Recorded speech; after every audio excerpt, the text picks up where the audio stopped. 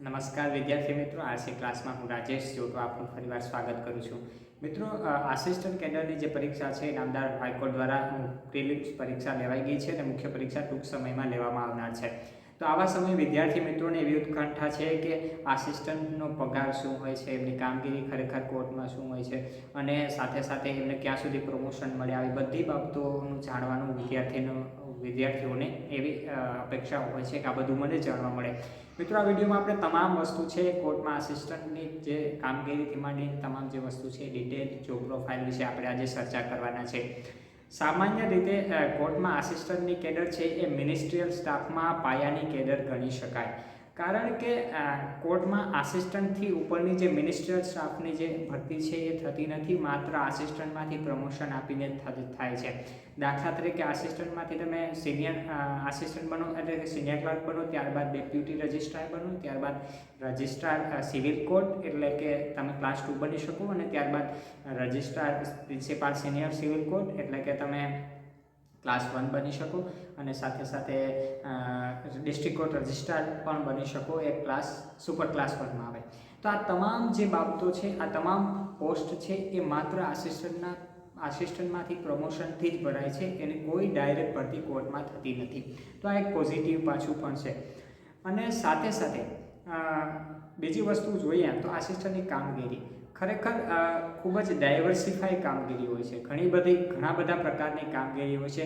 તો તમને દાખલા તરીકે તમારું પોસ્ટિંગ ક્યાં છે એના ઉપર તમારે આધાર રાખે છે કે ક્યાં તમને કેવી કામગીરી કરવા મળશે. દાખલા તરીકે તમને કોઈ એકાઉન્ટની શાખામાં તમે પોસ્ટિંગ મળે તો ત્યાં તમારે એકાઉન્ટન્ટ તરીકે કામ કરવું પડે, એમ્પ્લોયના પગાર બનાવવા પડે, સાથે સાથે એમની સર્વિસ બુકો નિભાવવાની હોય છે, સાથે સાથે અન્ય બિલો બનાવવાના હોય છે.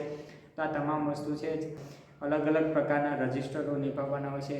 દાખલા તરીકે તમને ડિસ્પેચ ટેબલ ઉપર મૂકે તો તમારે અનેક જે પત્રો આવતા હોય અને જતા હોય તેમની નોંધણી કરવાની હોય અને જે તે જગ્યાએ પહોંચતા કરવાના હોય છે.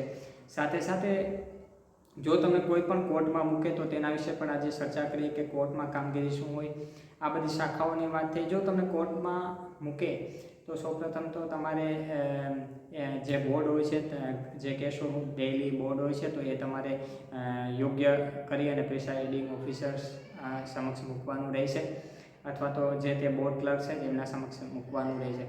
તો એ ડેઇલીનું બોર્ડ તમારે બનાવવું પડે અને સાથે સાથે સમન્સ અને નોટિસો અને વોરંટો ઇસ્યુ કરવા પડે અને સાથે સાથે અન્ય જે કોરસ્પોન્ડન્સ હોય છે, પોલીસ સાથેનો, પોલીસ સ્ટેશનો સાથેનો કોરસ્પોન્ડન્સ હોય, જેલો અલગ વિવિધ ગુજરાતની અથવા કોઈ પણ વિવિધ જેલો છે એમની સાથેનું કોરસ્પોન્ડન્સ અથવા અન્ય ઓથોરિટી સાથેનું જે પડતર વ્યવહાર છે તો એ કરવાનો હોય છે. સાથે સાથે માસિક અને ત્રિમાસિક જે પત્રકો છે, ડિસ્પોઝલ કેટલા થયા છે, કયા કયા પ્રકારના કેસો ડિસ્પોઝ થયા છે, આ તમામ માહિતી માસિક અને ત્રિમાસિક પત્રકો બનાવવાના હોય છે, સ્ટેટમેન્ટો બનાવવાના હોય છે. સાથે સાથે અન્ય કોઈ માહિતી આવે, કોઈ પણ ઉપલી ઓથોરિટી છે કોઈ માહિતી મંગાવે, દાખલા તરીકે તમારી કોર્ટમાં તમે છો અને એવી માહિતી ઉપલી ઓથોરિટીએ અથવા હાઈકોર્ટે મંગાવી કે ભાઈ તમારી કોર્ટમાં નેગોશિયેબલ ઇન્સ્ટ્રુમેન્ટ એક્ટના કેટલા કેસો પેન્ડિંગ છે, 138 મુજબના કેટલા કેસો પેન્ડિંગ છે, તો એ જેટલા પેન્ડિંગ છે તો કયા કયા પ્રકારના જે તે તમને ફોર્મેટ આપી દેવામાં આવે પહેલેથી કે આ મુજબ છે, એ એક્સેલ ફોર્મેટ મુજબ માહિતી બનાવે તો એ ફોર્મેટ મુજબ તમારે માહિતી બનાવવાની હોય છે.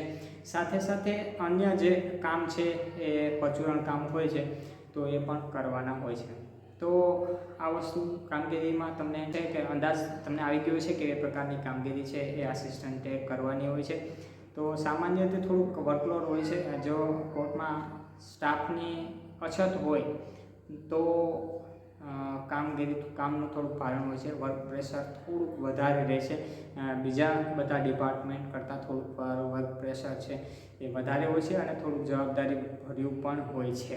તો આ તો થઈ કામગીરીની વાત. અને કામગીરીમાં હજુ પણ તમારે કોઈ પહેલું પ્રશ્ન હોય તો તમે કોમેન્ટ બોક્સમાં જણાવી શકો છો. અને હવે આપણે આવીએ પગાર ઉપર.